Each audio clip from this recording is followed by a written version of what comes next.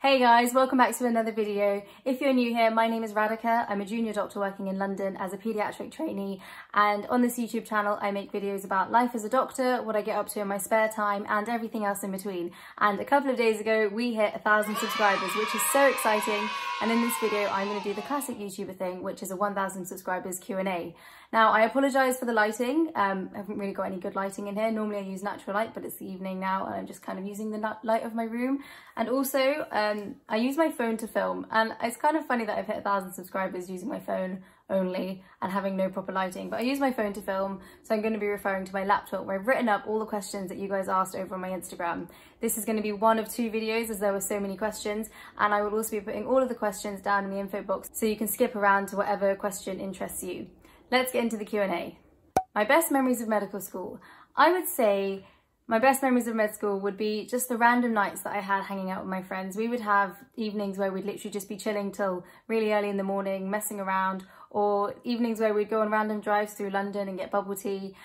Just those random evenings that you don't really plan, but you end up doing something really fun, and it's the sort of things you end up talking about for a really long time, even though there was nothing specific that happened. It was just so much fun to chill out with your friends. And I do really miss that about med school. I really miss being near my friends and just being able to pop round whenever I want to. And also us always being free, because now we're all doctors. It's so hard for us to find time that we're all free at the same time. Whereas at med school, we could literally just hang out whenever, all the time together in the library, when it wasn't exam time, like on nights out, whatever. It was so much fun. So I do really miss that about med school.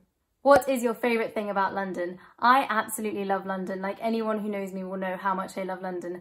I think my favourite thing is just how multicultural it is. I never feel out of place as an Asian woman. I feel like I'm always coming across different cultures, different types of food, different religions, different like holidays and experiences. And I just love that about London. You can kind of see the multiculturalness of it wherever you go. And you don't really get that in any other part of England, I would say. So that is definitely my favourite thing about London.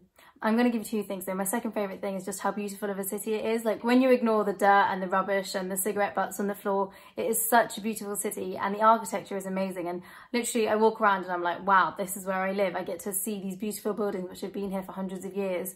And just like, I try to really appreciate how beautiful the buildings and the scenery is, and especially when I'm like walking along the river and you just see how beautiful everything is. So that is my other favourite thing about London, and I honestly don't know if I'll ever leave. I probably will, but at the moment I have no intention on leaving. What have you learned about yourself during this pandemic?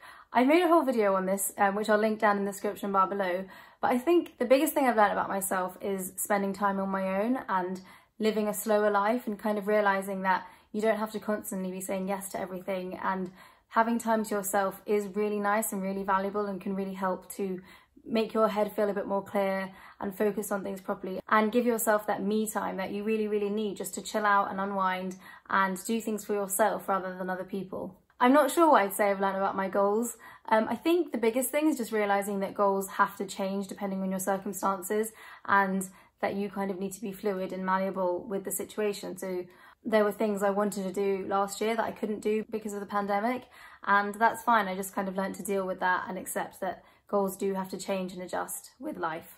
What would you do if you didn't do medicine? Now, I got this question so many times, and it's just something that people are always really intrigued by. I think I would do something really, really similar, something that involved speaking to people, something that involved a bit of science, something that wasn't a desk job. So I think I'd probably have done optometry or dentistry, because that's kind of like a medical field, but you're just specialising quite early on. So yeah, I think optometry or dentistry is what I would have done if I hadn't been doing medicine. How would you spend time if you had a week to live? This is a deep question, but I did think about it for quite a bit. I think the biggest thing I would do is just spend time with friends and family and really have that quality time, and just really enjoy being with people. Tell them things that maybe I hadn't always told them about them, which I guess is something I should do now anyway. Tell people how much I appreciate and love them. I think I would just eat loads and loads of really fun food, and like literally spend loads of money on whatever I wanted to. I would make sure I had a really organised will so that my money and assets went to the right people in the right way. That's quite a grown-up thing to do, isn't it? Yeah, what else would I do if I had a week to live? I don't think I would do much else. Like, I think it would be nice to go abroad or to do something that you'd never done before, but if I only had a week, I'd probably just want to spend it with people that are important to me. yeah, that's what I would do. Instagram or YouTube? This is a cheeky question. I think I'm gonna have to say Instagram, and I know I'm saying this on YouTube, which is a bit naughty, but whatever. I've just been on Instagram for longer and I have a bigger following there, and I feel like there's a lot more of a community. I get lots of comments, I get lots of messages. It's nice to always message and comment back and do polls and Instagram stories. So I do enjoy Instagram more, but I really love that YouTube has a creative outlet. It's more permanent. It's very different to kind of just scrolling on Instagram and seeing a static image. I really like the video aspect of YouTube. So yeah, that's a difficult question, but if you had to make me choose, I would say Instagram, just because it's a bit more of a community feel than YouTube has. What languages do you speak? So obviously I speak English, and then I also speak Gujarati at home and with my family. I'm better at understanding Gujarati than speaking it, and I find that my grammar isn't very good. Like I find it quite difficult to put a sentence together, but I'm okay at understanding. Like I've been listening to it and speaking it my whole life, so I can definitely understand the gist of a conversation in a sentence for sure. I also speak quite like basic level Spanish. I could definitely get by if I went to Spain and like order things and probably understand the gist of a conversation if a Spanish person is speaking slowly, which isn't always the case, but I'm not one to talk because I speak fast as well. A little bit of French. I did Latin at school, but I hardly remember it. And I think that's really it. I don't really speak much more than that. I'd quite like to learn basic sign language because especially in paediatrics, that's a really useful skill to have, but I haven't even started that journey yet. But yeah, basically English, Gujarati and Spanish. And then I can also understand Hindi and speak a little bit of Hindi, mainly from Bollywood films, but not a lot, just a little bit. What's your favourite ice cream flavour? So when I was younger, it was definitely mint chocolate chip. But nowadays, first of all, I haven't found a vegan mint chocolate chip, so if you know one, please let me know. But I think Bouja Bouja pralines and cream is my favourite. It is so good. It's quite expensive. It's like £6 for a tub, and you can only get it in posh places like Whole Foods. But it's really, really nice, and I just love praline as a flavour. I also really like the Ben & Jerry's vegan ones. I can't remember a specific flavour that I like at the moment. I think they're all good, the Ben & Jerry's ones. And also Raw is a vegan ice cream which you can get in Tesco, which is also really good. And also the vegan Magnums. God, I'm not really answering this very well, am I? Okay, if I had to choose one, it would be the pralines and cream. But I'm giving you a few options of different ice creams that are good, that are vegan out there. What did you want to be when you were younger? So I have a really vivid memory of wanting to be a vet and a part-time gardener, like professional gardener. And I don't know where this came from, but I really remember saying it to someone when I was in like year 3 or 4, so maybe like 7 or 8. Then as I got older, I definitely was like toying with the idea of medicine and being a doctor. I also had a phase when I was fairly like mature, or like maybe 14, 15, where I wanted to maybe be a pilot or do something to do with space and like astrophysics. But yeah, then I eventually decided I did want to do medicine and be a doctor, and that is what happened. But I think I only decided that when I was choosing my GCSEs, so probably 14, 15 is when I properly decided that I wanted to apply for medicine. And then I did work experience and I liked it. And now I love being a doctor. What's your biggest fear? Another deep question. I think it would be something bad happening to someone I love. I constantly have this feeling that something bad is about to happen, or when life feels very good, I'm like, I have this feeling in my tummy of, is something going to ruin this? And most of the time it doesn't, and then the feeling goes away. But yeah, I think something bad happening to someone I love is my biggest fear, because it's just not something I can help. And bad things have happened in the past, and I just hate that feeling. So yeah, deep question, that's my answer. Samosa or kachori? I would definitely say a samosa. I just feel like you know what you're going to get. With a kachori, you never know if it's going to be a lentil one or a pea one, and that's always a bit of a difficulty. And they also sometimes have those weird like spices and herbs in that I don't like. So a samosa is way more of a safe bet and just a satisfying experience all round. Death row last meal. Now this question was from Vegetarian Hotspots, which is a great page on Instagram, and they have loads of recipes and like suggestions for vegetarian meals in restaurants when lockdown ends. And they asked me what is my death road last meal. It's all going to be Indian because deep down I really, really love Indian food. So my starter, I've decided, is going to be pani puri, but not just any pani puri. There's a place in Mumbai called Elko Market, and you can have fresh pani puri standing at the stand, and their pani puri is just amazing. So I'd get the Elko Market people to come to death row for whatever crime I committed and have fresh pani puri there, preferably with my family in a line as well. That'd be great. Then my main, it would probably be oro, which is like a smoky aubergine dish that my mum makes. It's a Gujarati thing, and I love that. And I'd have it with some rotli, which is a chapati, and some pickle, maybe like buttocks, lime pickle, because I love that one, and some yogurt and like a really nice side salad, this is basically a typical meal my mum makes at home, but for some reason I'd want it as my last meal. I think also because it would remind me of home and like loveliness. And also if I was getting my mum to make it, then I could probably see her before the whole death row experience. So that, and then my dessert, I'm gonna say kheer. I'm so Indian, wow. Kheer is basically a Indian rice pudding which has saffron and cardamom, and it's really nice and I love it. And my mum makes it for me most years on my birthday. So yeah, pani puri, oro with rotli and all the trimmings, the Indian trimmings, and then kheer, that would be my meal. And then my drink, I think I would go for just some either really nice masala tea or just like some squash, because I love squash. Yeah. Wow, that was an interesting question, but I'm pretty sure that is what I would want as my last meal. Do you like sports? The short answer, no, not really, but I've started playing netball since I finished medical school and since I started working as a doctor most weeks until lockdown, and that was really, really fun. I absolutely love playing netball. I play as goal defence or goalkeeper, even though I'm not very tall, but I just jump a lot. Yeah, so netball is really the only thing I like doing sports-wise. I don't really like watching sports. I hate like football and cricket and all that stuff.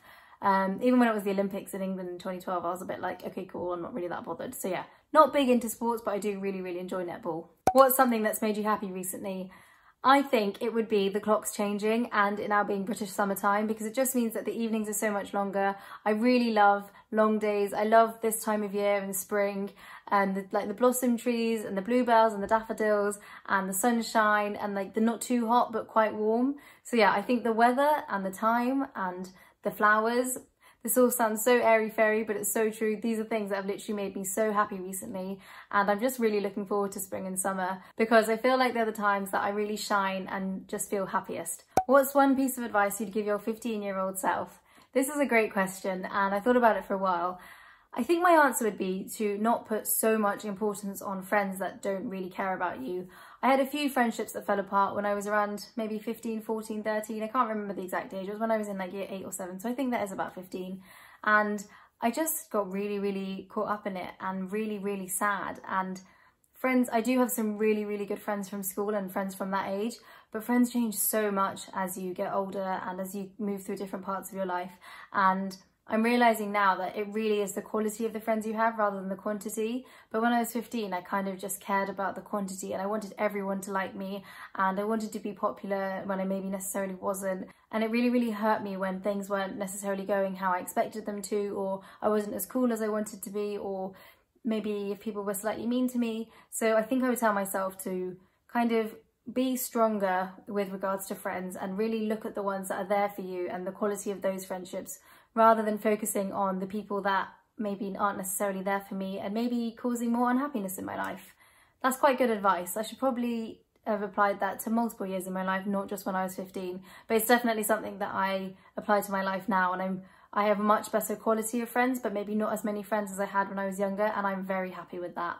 What made you go vegan? Good question. So I've been vegan for 6 years, I think. It was sometime during 3rd or 4th year of university, and previously I'd been vegetarian my whole life.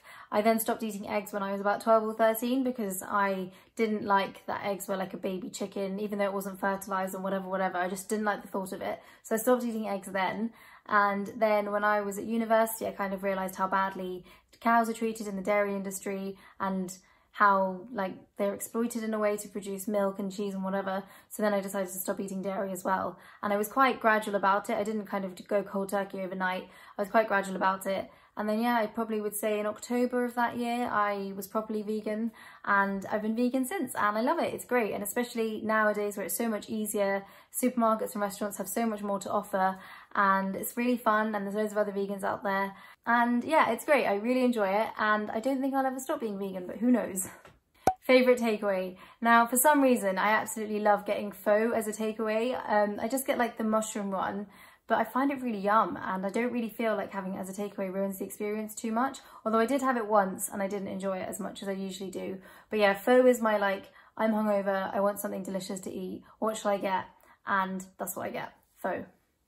Easiest to maintain indoor plant? 1 second, I'll go get it. This, a snake plant. They're so easy to look after, and they're also so beautiful. Like, look at the leaves, literally love it. So I would say a snake plant is the easiest to maintain indoor plant. You literally don't even need to water them. Although my friend Lizzie did kill one. I got her one for a housewarming present and she killed it within a couple of months. So ignoring that, because that's just weird, a snake plant is the easiest to maintain and you hardly need to water them and they still grow really well and they're also really, really beautiful.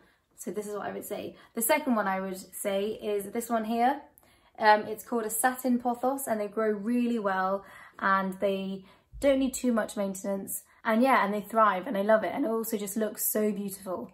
I'm going to do a whole other video on houseplants and ones that are easy to look after. So keep an eye out for that. Right, that's the end of this video, guys. So that's half of the questions that came through on my Instagram Q&A. Don't forget, I'm going to be doing a part 2 later on this week where you can see the other half of the questions that were on this Q&A. I hope you enjoyed learning a little bit more about me, and thanks so much again for 1,000 subscribers. It means so much to me, you don't even know. I will see you in my next video, which will be part 2 of the Q&A. I hope you have a lovely week. Bye!